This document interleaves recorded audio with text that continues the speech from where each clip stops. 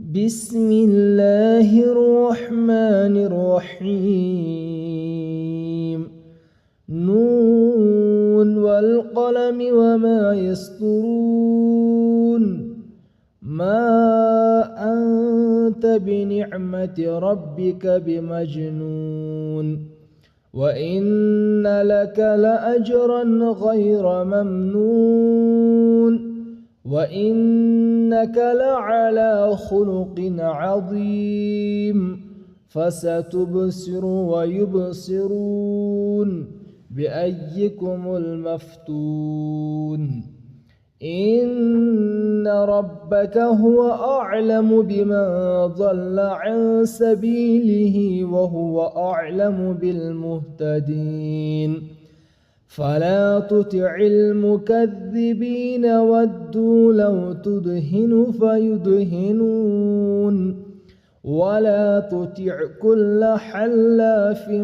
مهين هماز مشاء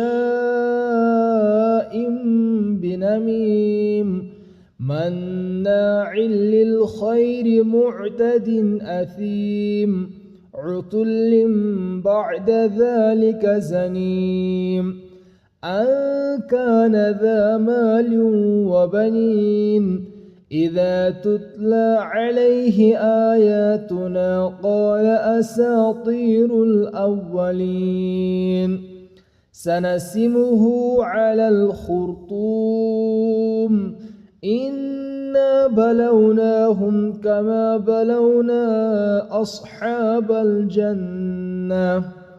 إذ أقسموا ليصرمنها مصبحين ولا يستثنون فطاف عليها طائف من ربك وهم نائمون فأصبحت كالصريم فتنادوا مصبحين أن اغدوا على حرثكم إن كنتم صارمين فانطلقوا وهم يتخافتون ألا يدخلنها اليوم عليكم مسكين وغدوا على حرد قادرين فلما رأوها قالوا إنا لضالون بل نحن محرومون قال أوسطهم ألم أقل لكم لولا تسبحون قالوا سبحان ربنا إنا كنا ظالمين فأقبل بعضهم على بعض يتلاومون قالوا يا ويلنا إنا كنا طاغين عسى ربنا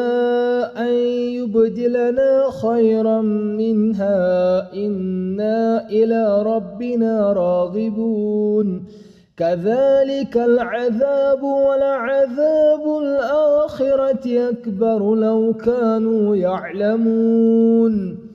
إن للمتقين عند ربهم جنات النعيم أفنجعل المسلمين كالمجرمين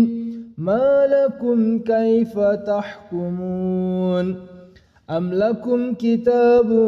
فيه تدرسون إن لكم فيه لما تخيرون أم لكم أيمان علينا بالغة إلى يوم القيامة إن لكم لما تحكمون سلهم أيهم بذلك زعيم أم لهم شركاء فليأتوا بشركائهم إن كانوا صادقين يوم يكشف عن ساق ويدعون إلى السجود فلا يستطيعون خاشعة أبصارهم ترهقهم ذلة وقد كانوا يدعون إلى السجود وهم سالمون فذرني ومن يكذب بهذا الحديث سنستدرجهم من حيث لا يعلمون وأملي لهم إن كيدي متين أم تسألهم أجرا فهم من مغرم مثقلون أم عندهم الغيب فهم يكتبون فاصبر لحكم ربك ولا تكن كصاحب الحوت إذ نادى وهو مكظوم لولا أن تداركه نعمة من ربه لنبذ بالعراء وهو مذموم فاجتباه ربه فجعله من الصالحين وإن يكاد الذين كفروا ليزلقونك بأبصارهم لما سمعوا الذكر ويقولون إنه لمجنون وما هو إلا ذكر للعالمين.